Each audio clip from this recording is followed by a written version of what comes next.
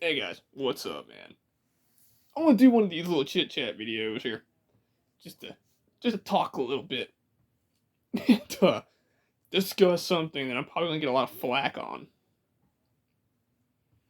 I've seen some reviews and videos on a certain instrument. We're not gonna name any names here. Prone to having crazy issues. You get the instrument new, and it comes from what I've seen. It's factory direct is where all the issues are coming from, which means you order the instrument straight from the manufacturer. You don't go through a music store online or something like that. My buddy Matt, he's gonna know what instrument I'm talking about. He'll probably be the only one. But anyway, hold on, let me die real quick. Okay, so I recently bought my JP15 down on the floor. I have the case in the floor, not the guitar. A USA made quality instrument. And this is the part that I'm gonna get a lot of shit for. And my buddy Matt, I'm gonna let you know, dude, I ain't trying to shit on you or nothing like that. Because, a lot of people can't afford to go out here and buy something like a JP15 or a Les Paul Custom, something like that. So I'm not trying to shit on nobody at all. But if you look at a guitar online, let's just say a Mexican made Telecaster. Let's just say that. And it's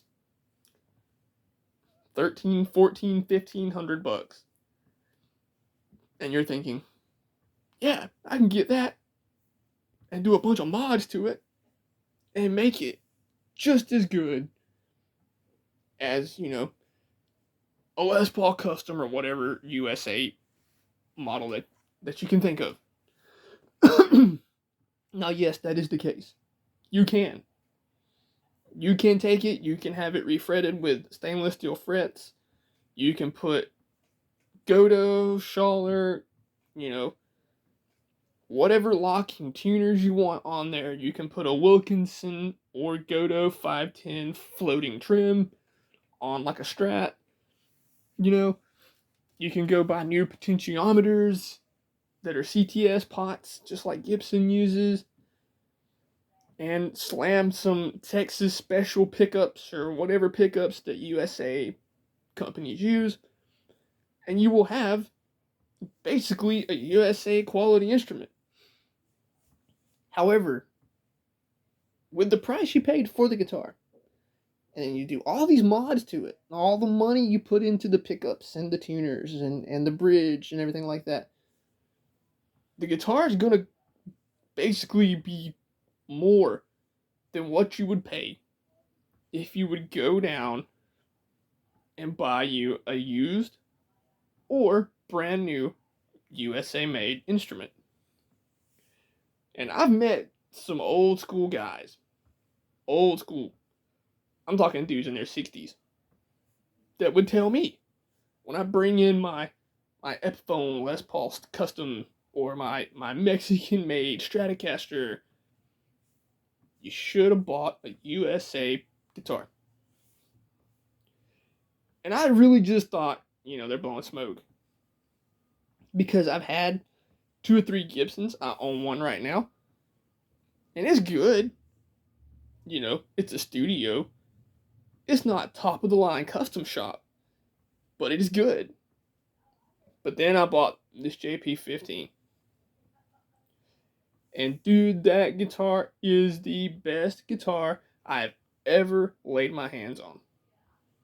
I totally understand now why they're priced the way they're priced and why so many people rave about Music Man guitars. You get what you pay for in the guitar world, and this JP guitar proves that. Now, I do own some Japan Ibanez's. 2 of them. 2. And an Indonesian Joe Satriani signature Those guitars are absolutely amazing. They are. Now, are the money, are they the JP15 money? No, they're not. 1,500 for my Prestige over here, 1,000 for my RG550, and then 1,800 for my Joe Satriani. Now the Satch, yes, I had to have a lot of work done to it to make it good, or at least playable. Prestige, right out of the box, perfect.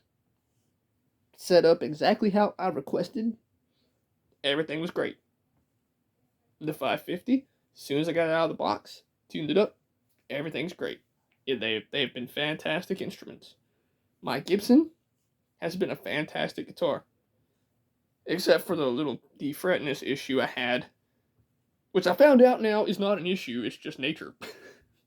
I feel like a dumbass. But then,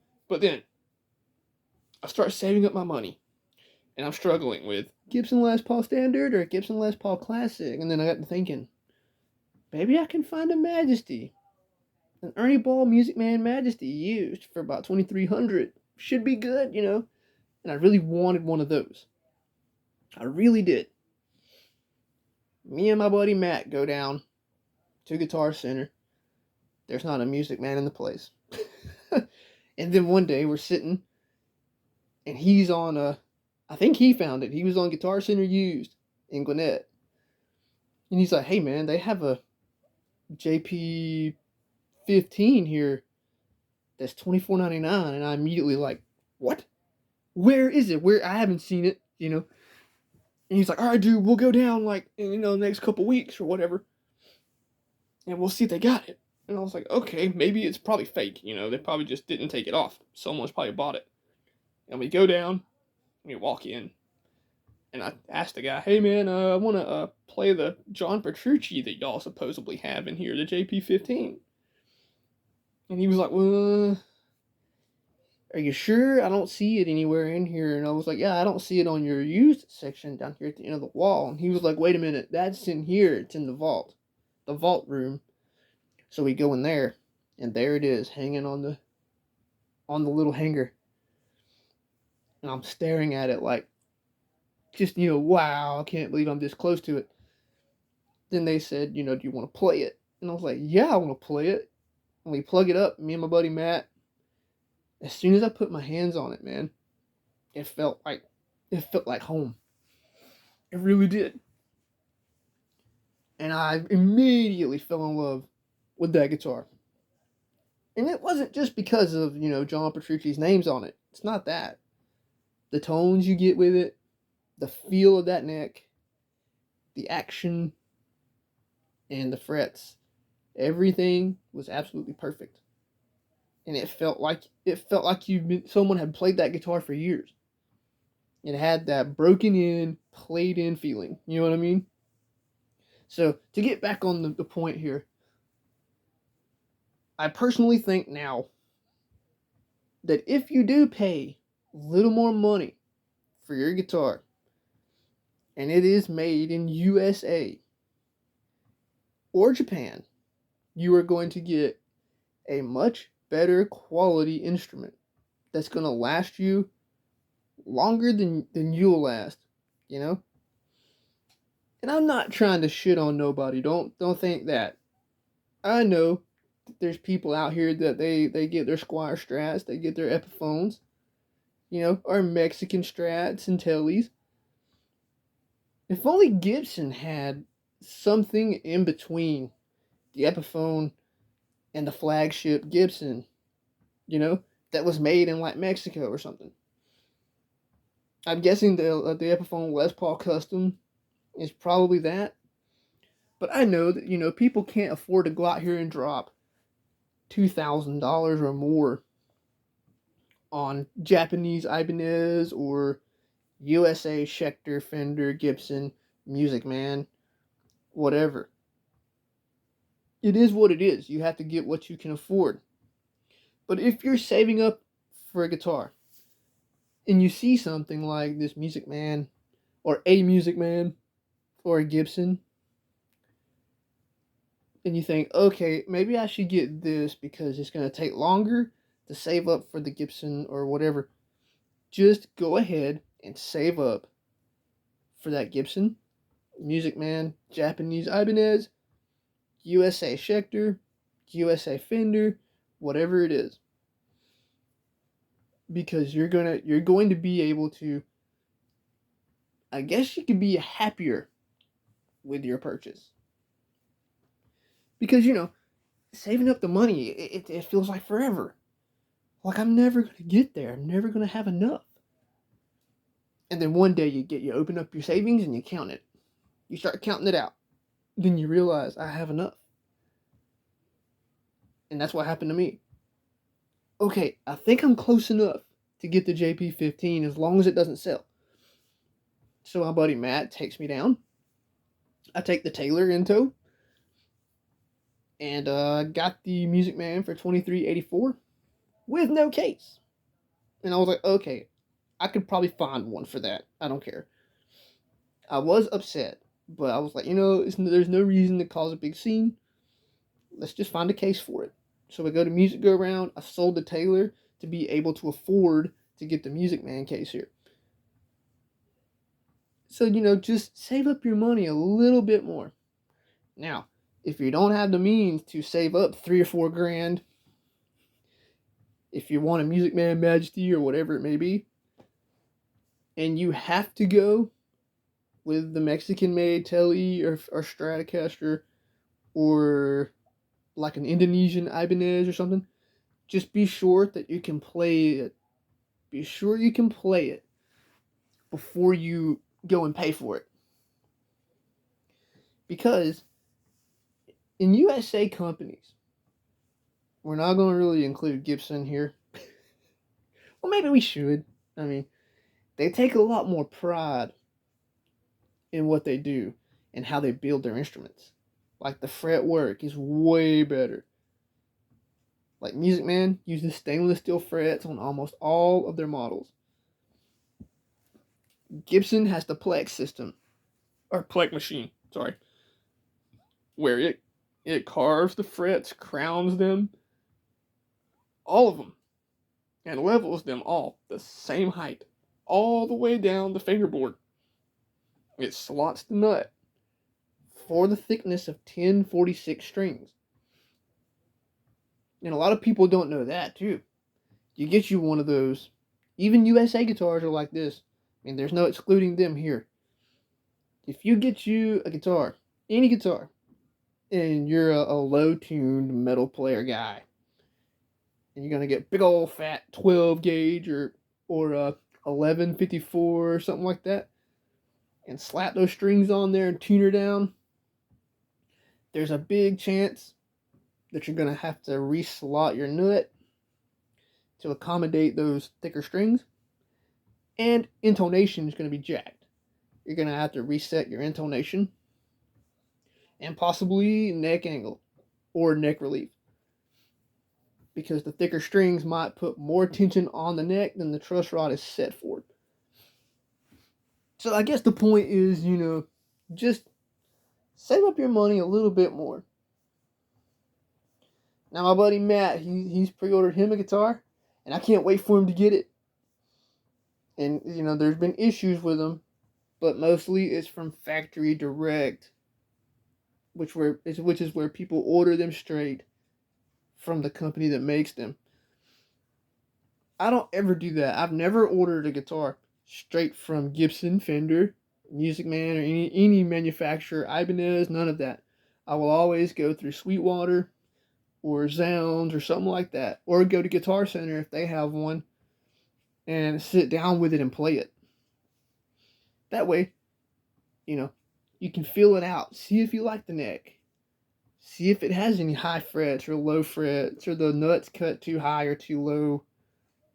Is there intonation problems? Is there gaps at the neck joint? All that kind of stuff. Now, I did that with my JS, my 240. I didn't get to play it because I ordered it from Zounds. And I took a massive risk on $1,800. And I got my first one, and man, if you were me, I'm sure you would have done what I did, call them up and cuss them out, man. Like, the entire neck almost was completely dead. Couldn't play it. I looked down the neck, it was straight. But you could see the frets from 1 to 9. Look down it, and it's like flat. And then at 10 through 24, there were crowns. There were crowns on the frets. And I was like, dude, they didn't level and crown the first half of the fretboard. Now, I should have waited on the JS. I should not have ordered one in 2020 like I did. Because since I've ordered that one, they have released new versions that don't have the Panga really horrible fretboard wood. Then it has a rosewood fretboard. And a lot of those QC issues with the frets and everything have been fixed. So, see, even me, I can sit here and rave about USA made guitars all day long. But I ordered myself what I thought was going to be an amazing guitar and wound up getting screwed on the first one. And then when I got the one I have now, I still had to pay another $130 something to get the frets leveled on it too. And so that's what did it for me. Oh, hold on, my neck's getting stiff. That's what did it for me. I knew then. If I buy another Ibanez, it's going to be Japan. And if I want to get a Fender or a Gibson, I'm not going Squier. I'm not going Mexican made. I'm going USA. I'm not going Epiphone. I'm going with the USA Gibson. And then Music Man, this JP15, I knew that I was going to get my money's worth when I paid for it. And then I get it home, and I'm looking down the neck of it, and it's like curved. It's got a lot of relief in it. Fret buzz in the middle of the neck. Action is a mile high. And I was like, okay, it shouldn't be too bad. Took an Allen wrench, stuck in the truss rod wheel, and just pushed it down just a little. I mean, barely tweaked that truss rod, and it corrected all that fret buzz. The neck is perfectly straight with just a little bit of bow, which is what you want. And the guitar plays like a dream. Everything works as it should. Everything is as you would expect for a guitar of that kind of money. And so I guess, should you buy USA? I would say yes. If you have the cash, do it immediately. Should you take a risk on Indonesian Ibanez? I wouldn't. I would strongly advise that you just save up a little more and get a Japan-made Ibanez. If you really want to push it to the limit, save up enough money to get you a J Custom, which is roughly $3,000. And then for Fender guitars, should you buy Mexican? If you do, be sure you play it first. Now, this is just my opinion, like I'm saying here. I'm not trying to shit on nobody that has bought one, especially not you, Matt. I ain't trying to shit on you, dude. I ain't trying to shit on nobody. Just play them first. Squier bullets, I would completely avoid. If you're going to get a Squier, I would go with Classic Vibe all day long. And then Epiphone. Should you buy an Epiphone or should you buy a Gibson? Play them both.